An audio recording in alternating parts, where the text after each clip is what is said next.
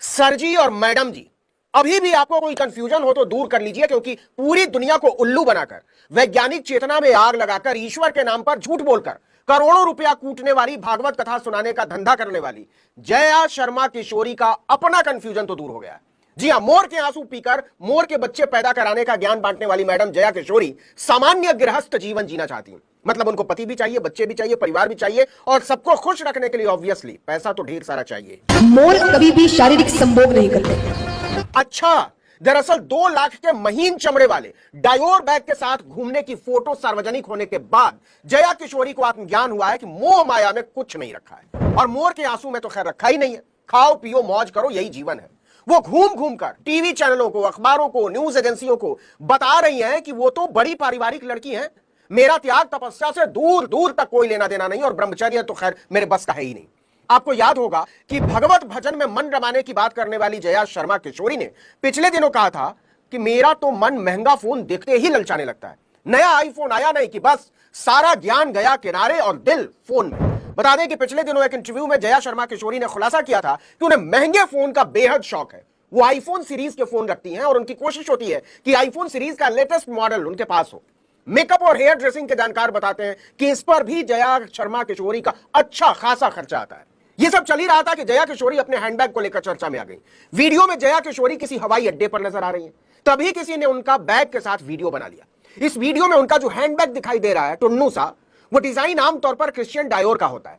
हालांकि इस पर जया लिखा हुआ है। ये चमड़े से बना बैग होता है और इसकी कीमत 2 लाख रुपए से भी बहुत ज्यादा होती है। यकीन ना हो तो दोनों को मिला लीजिए। वीडियो में नजर आ रहे बैग और एक वेबसाइट पर बिल्कुल उसी डिजाइन के क्रिश्चियन डायोर बैग की कीमत देख लीजिए, वो भी पुराने बैग का।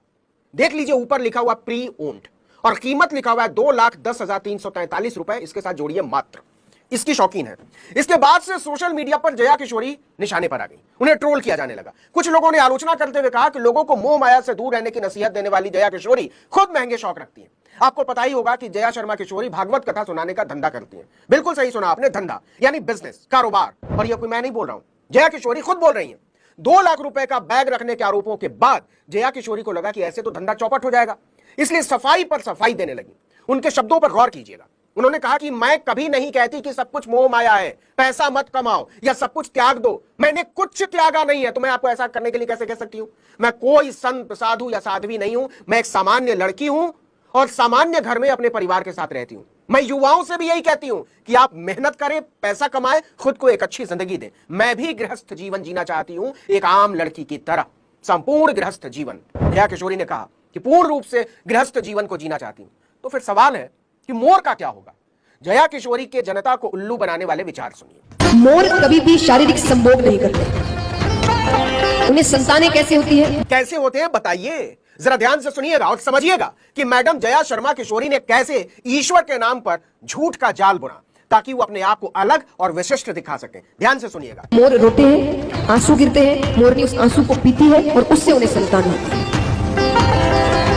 इसीलिए भगवान मोर पंख लगाते हैं। अब मोर के आंसू पिलाकर मोरनी के बच्चे पैदा कराने वाली जया किशोरी कह रही है कि मैं तो एकदम आम लड़की हूं, नया फोन देखते ही मचल जाने वाली। और भागवत का केंद्रीय भाव ही है सिर्फ कर्म करो, फल की इच्छा मत करो। और जया किशोरी की बदली हुई सोच करिए कि पहले फल की कामना करो, उसके हिसाब से काम करो। मतलब भागवत कथा का जया किशोरी शर्मा का पूरा धंधा ही भंडोल है। उनकी सोच में और वो जो बोलती है उसमें ईर घाट और वीर घाट का अंतर है। मोर रोते हैं, आंसू गिरते हैं, मोरनी उस आंसू को पीती है और उससे उन्हें संतान होती है। जया शर्मा किशोरी के मोर मोरनी को अकेले छोड़िए और फिर से आइए मैडम के बैग पुराण पर। मामला फंस गया तब कह रही है कि उनका हैंडबैग चमड़े का नहीं है, उसको उन्होंने अपनी जरूरत के हिसाब से कस्टमाइज कराया है। वो कहती है कि मैंने कभी चमड़े का बैग इस्तेमाल ही नहीं किया।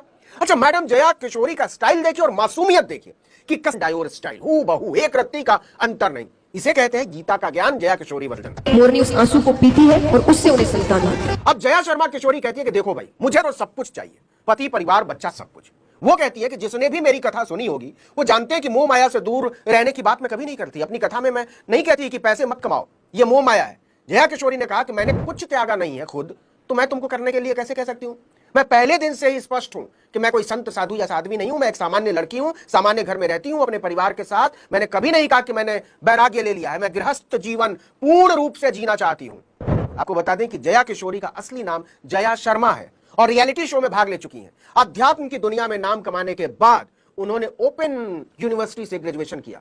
तो कहने का मतलब यह है कि कथावाचकों के चक्कर में पड़ने की कोई जरूरत नहीं है। यह उल्लू बनाकर अपना खजाना भरने का धंधा है और आपकी भक्ति के पैसे से कथावाचक मौज करते हैं, कहना चाहिए मौज उड़ाते हैं। तो पढ़ाई लिखाई कीजिए और वैज्ञानिक चेतना का विकास कीजिए। और हां, मोरनी मोर के आंसू पीकर गर्भवती नहीं होती है, यह बात जया किशोरी को भी पहले दिन से पता है, ठीक वैसे ही जैसे उनको यह पहले दिन से पता है कि मोह माया में जिंदगी बितानी।